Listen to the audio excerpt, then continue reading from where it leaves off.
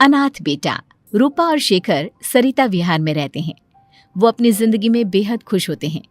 दोनों का शौर्य नाम का एक बेटा भी होता है, जिस पर दोनों ही अपनी जान छिड़कते हैं। शेखर, अब तो आप शौर्य को अपनी गोद से नीचे उतार दीजिए, उसके सोने का टाइम हो रहा है। नहीं रूपा, इसे मेरे पास ही रहने दो प्लीज। मैं थोड़ी देर में इसे बिस्तर में सुला दूंगा। लेकिन कल सुबह आपकी ऑफिस में मीटिंग भी तो है ना, और इसके लिए आपको कल जल्दी भी तो निकलना होगा। जाइए, आप भी जाकर सो जाइए। क्या यार, अभी तो मेरी गोद में आया था मेरा बेटा और तुम उसे लेकर जा रही हो। बाद में कर लेना अपने बेटे से प्यार, अभी जाकर सो जाइए। रूपा शेखर से शौर्य को ले रही होती है कि तभी शौर्य रोने लगता है। शौर्य को रोता देखकर रूपा उसे फिर से शेखर को थमा देती है। आपका बेटा ना एक नंबर का नौटंकी है, बिल्कुल आप पर गया है वो। साफ बोलो ना, तुम्हें जलन होती है हम दोनों बाप बेटे का प्यार देखकर।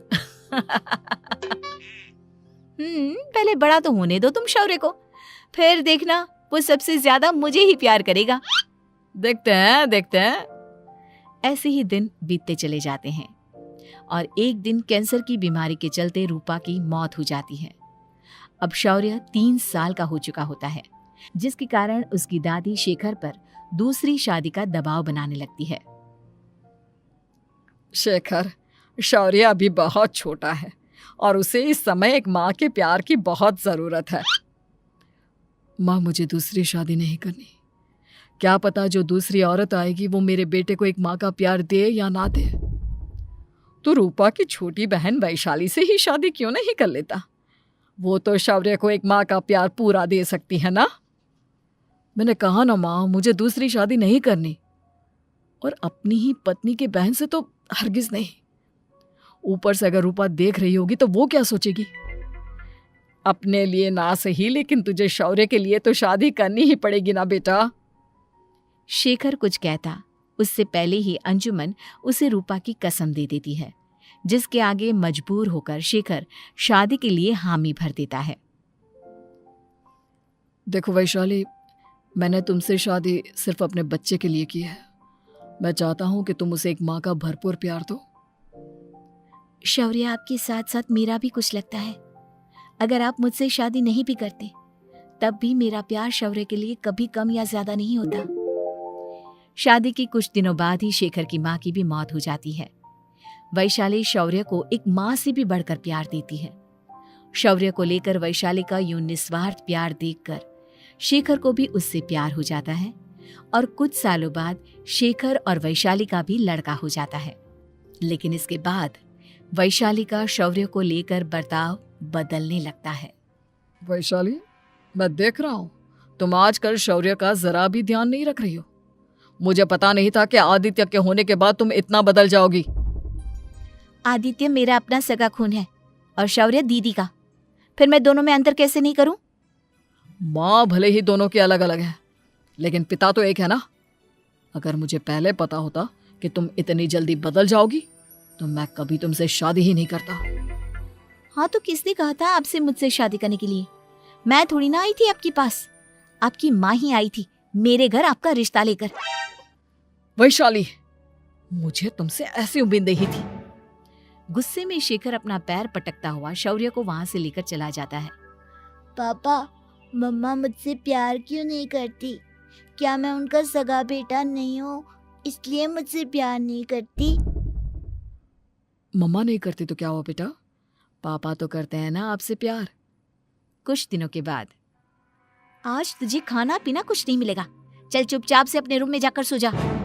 माँ, अब भाई को खाना क्यों नहीं दे रही हो? बेटा तू आराम से खाना खा, इस नालायक की चिंता मत कर। एक दिन खाना नहीं खाएगा तो मर नहीं जाएगा ये। अगर भैया नहीं खाएंगे तो मैं भी नहीं खाऊंगा। तू अपने भाई का भक्त क्यों बन रहा है? ये तेरा सौतेला भाई है, सगा नहीं जो तू लक्ष्मण बन रहा है। माँ, आपको इतना भी नहीं मालूम? श्री राम और लक्ष्मण सगे भाई नहीं थे। श्री राम माता कौशल्या और लक्ष्मण माता सुमित्रा की कोख से जन्मे थे। दोनों के सिर्फ पिता एक थे लेकिन माँ अलग थी। मुझे ज्यादा ज्ञान देने की जरूरत नहीं है, ये सतयुग और त्रेता युग नहीं है, समझे? आया बड़ा भाई का चमचा। इतना कहकर वैशाली वहां से चली जाती है। जिसके कुछ टाइम बाद शिखर वहां आता है और आदित्य उसे सारी बात बताता है। मुझे माफ कर दो शौर्य, तुम्हारी माँ के जाने के बाद मुझे दूसरी शादी का फैसला करना ही नहीं चाहिए था। अगर मैं दूसरी शादी नहीं करता तो शायद आज तुम्हारी ये हालत ना होती। नहीं पापा, अगर आप शादी नहीं करते तो मुझे आदित्य जैसा छोटा भाई कभी नहीं मिलता।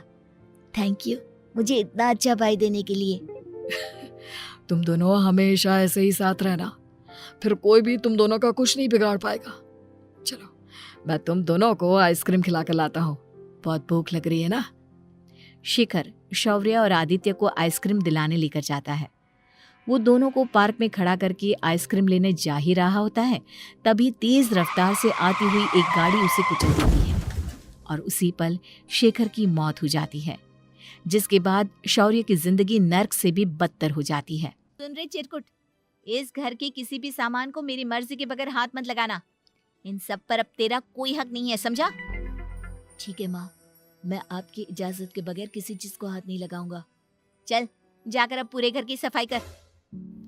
महज 7 साल का शौर्य वैशाली के कहने पर अपने नन्हे नन्हे हाथों से पूरे घर की सफाई करने लगता है।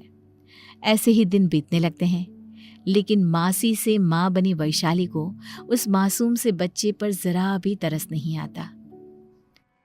क्यों शौर्य, ये घर में इतनी गंदगी कैसे हो रही है? ढंग से सफाई नहीं की है क्या तूने? माँ मैंने तो अच्छे से सफाई की थी, लेकिन आदित्य बार बार इधर उधर चलकर गंदा कर देता है। अच्छा, खुद से एक काम ढंग से नहीं होता और अपनी गलतियों का जिम्मेदार मेरे बेटे को ठहराता है। इतना कहकर वैशाली बांस का डंडा उठाकर शौर्य को जोर जोर से मारने लगती है। तभी वहां वैशाली के मायके वाले भी आ जाते हैं और उसकी सारी करतूतें देख लेते हैं। माँ मैं ऐसा क्या करूं जिससे आप मुझे भी आदित्य के जितना प्यार करोगी? बोलिए ना माँ, मेरे क्या करने से आपके अंदर मेरे लिए ममता जागेगी? वैशाली शौर्य की एक नहीं सुनती, उसके ऊपर डंडे बरसाती जाती है। हद पार होते देख वैशाली की माँ उसका हाथ पकड़ती है और जोर से उसे थप्पड़ मारती है। यही सब करने के लिए तूने दामाद जी से शादी की थी?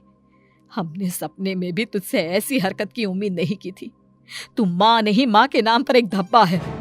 बस कीजिए माँ, आदित्य के इस दुनिया में आने से पहले मैंने इसे बहुत प्यार किया था, लेकिन अब जब मेरी खुद की औलाद है तो मैं किसी और के बच्चे से प्यार क्यों करूं? अरे नालायक औरत, जिसे तू किसी और का बच्चा कह रही है वो तेरी खुद की सगी बहन का बच्चा है।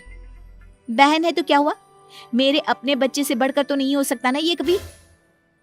अगर यही बात थी तो तू हमें पहले बता देती, हम शौर्य को अपने साथ ले जाते।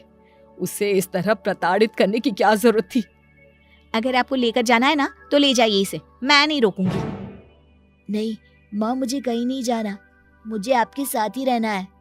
मैं तेरी कोई माँ वावा नहीं हूँ, तेरी माँ मर चुकी है, समझा? अब निकल जा मेरे घर से। माँ आप बहुत गंदी हो, मुझे भी नहीं रहना आपके साथ, मैं भी भाई के साथ ही जाऊंगा। अरे तू क्यों जाएगा, तू तो मेरा सगा बेटा है, जाने दे इसे। हम यहाँ ऐश से रहेंगे, तुम्हारे पापा बहुत सारी जमीन जायदाद छोड़ गए हैं तुम्हारे लिए। नहीं माँ, मुझे भाई के साथ जाना है। आप अच्छी नहीं हो, आप बहुत बुरी हो, आप भाई को बहुत परेशान करती हो। देख वैशाली, तुझसे ज्यादा समझ तो इस मासूम बच्चे में है। ये तेरे बुरे कर्मों का ही नतीजा है जो आज तेरी सगी औलाद खुद से तुझे ठुकरा रही है। आदित्य, तुझे इस शौर्य ने भड़काया है ना मेरे खिलाफ? नहीं माँ, मुझे किसी ने भड़काया नहीं, पर मैं सब देखता हूँ, सब समझता हूँ। भाई बहुत अच्छा है, वो आपकी जैसा नहीं है। चलिए नानी। इतना कहकर वैशाली के मायके वाले आदित्य और शौर्य को अपने साथ ले जाते हैं और इस तरह वैशाली बड़े से घर में अकेली पड़ जाती है। 2 बेटों के होते हुए भी आज उसे माँ कहकर बुलाने वाला कोई नहीं होता।